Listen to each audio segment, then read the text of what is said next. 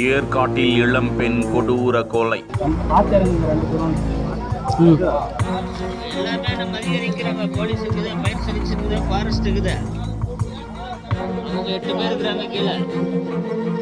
நம்பி வந்த பெண்ணை மூட்டையாக கட்டி வனப்பகுதியில் வீசிய இளைஞர் கொலை செய்யப்பட்டது ஏன் என கொடுத்த கொடூர வாக்குமூலம்.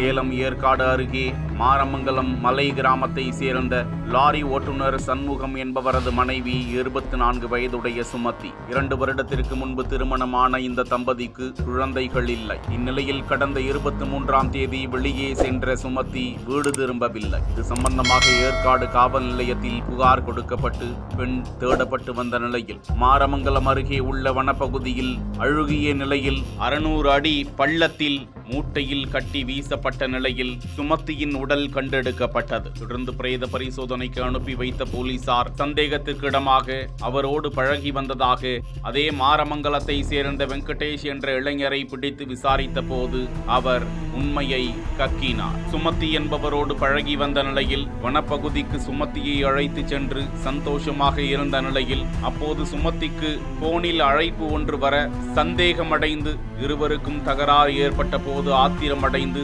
துப்பட்டாவை வைத்து சுமதியை கொடூரமாக கொலை செய்து வெள்ளை சாக்கு பையில் கட்டி தனது யமகா பைக்கில் கொட்டச்சேடு வழியாக குப்பனூர் செல்லும் சாலைக்கு உடலை எடுத்துச் சென்று முனியப்பன் கோவில் அடுத்த வளைவில் சாலையோர பள்ளத்தில் வீசிவிட்டு வந்ததாக வாக்குமூலம் அளித்திருக்கிறார்.